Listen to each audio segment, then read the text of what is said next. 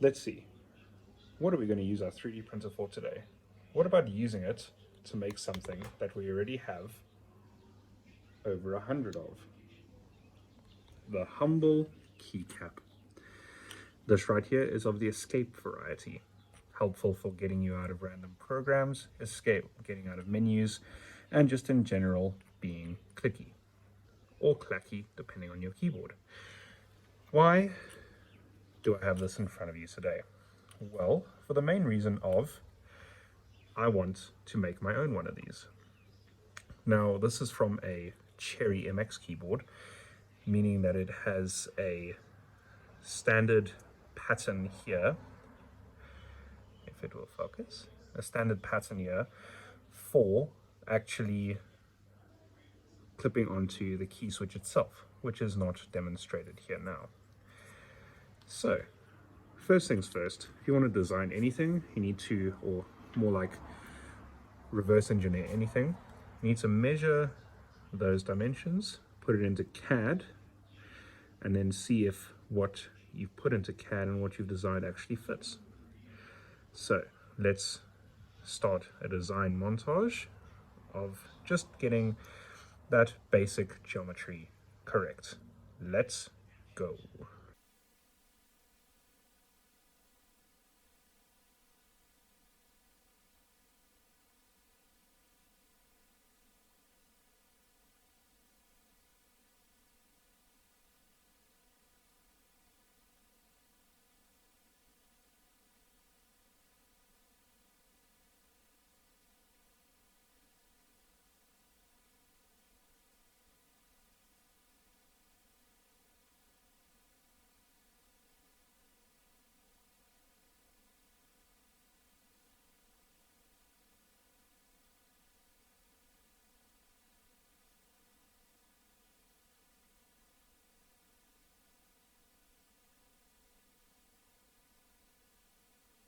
So now that we've got that designed, this is what results. This may not look like the normal keycap you're used to, but rest assured it would do the job. So this is the very first design, just to make sure that I've got the geometry right and to see where to go from there. One thing I learned is that the cross or the plus pattern is not actually equal. Two of the little forks are bigger than the others, two are thinner than the others. So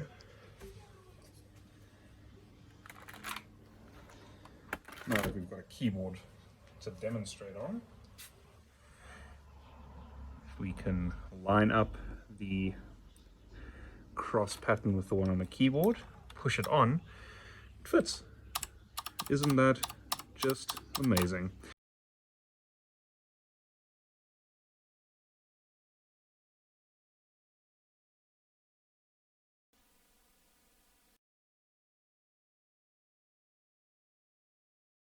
Now, again, this doesn't look like any keycap I've ever seen, but this was just to, and also it fits snug.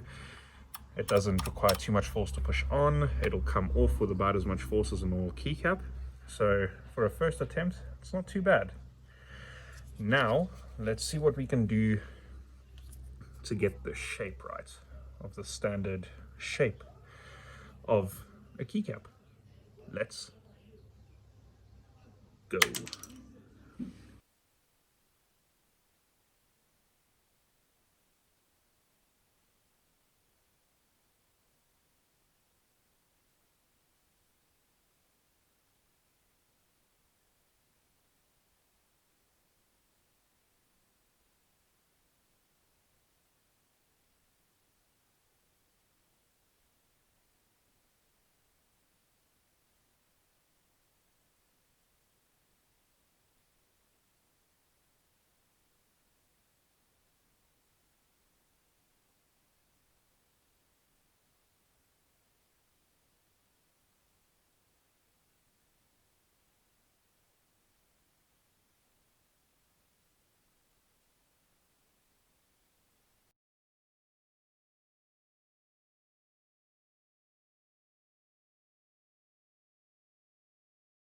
And what do we have here? That looks more like a standard keycap shape. I probably could have gotten the curve on top a bit better so it's a bit more pronounced, but it's there. The base geometry is exactly the same, apart from you can see I've added some stabilizer legs, as you saw in the design, like with the normal keycap.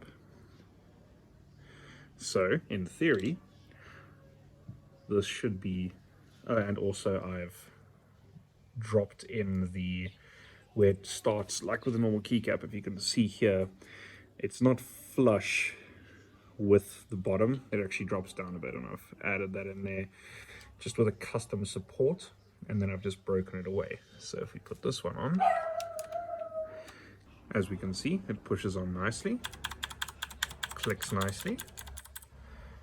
This is what a normal keycap would be like. Now, one thing to keep in mind is this is only modeled after the escape key. So this is basically a copy of the escape key. However, all keys on a keyboard have a different angle to them. So if I wanted to design a whole keyboard's worth of keys, it would be a little bit more complicated. I'd have to go with each row and design it, as well as the different length keys having different aspects to it. The really long ones have stabilizer rods in them that you have to design for and everything.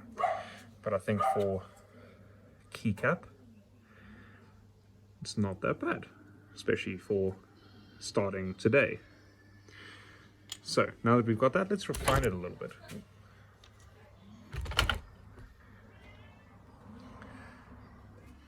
So now that we've got that, let's do some refining on it. Design montage.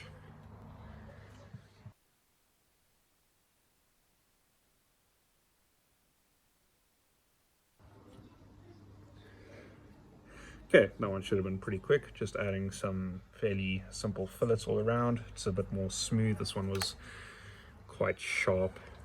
This one's a bit more smooth. If I don't drop it. This one's a bit more smooth, still fits on nicely, still clicks nicely. It's a perfectly functional keycap, and it's an awesome way to make your keyboard your own, like no one else would have. But this is 3D printing. We can do anything as long as we know how to design it. So let's take it a step further. I don't have the design montage for this, but it's fairly simple. Right here, you can see this one is printed, albeit not the greatest because it was quite small, with a little cat face on it. Not too bad, right?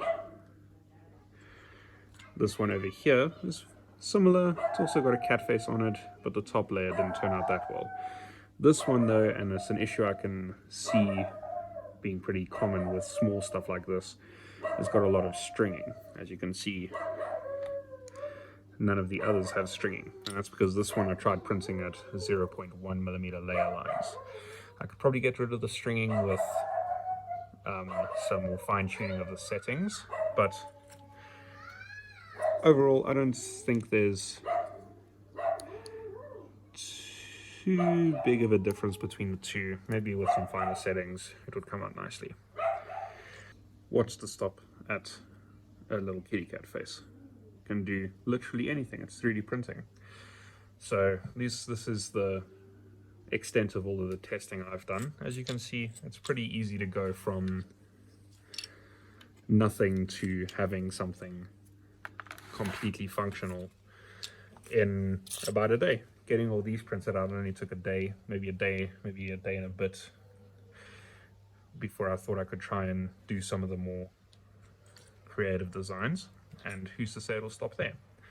So hopefully this is a bit of inspiration for if you want to think out of the box for 3D printing. I'm sure there are people out there that have made 3D printed keycaps before. However, I can say that I started and finished designing these all by myself with no help from anyone else, and I'm happy with the outcome. Now I've got a cool, personally customized addition to my keyboard that no one else will ever have. So I hope you enjoyed the video, I hope you learned something, and bye bye.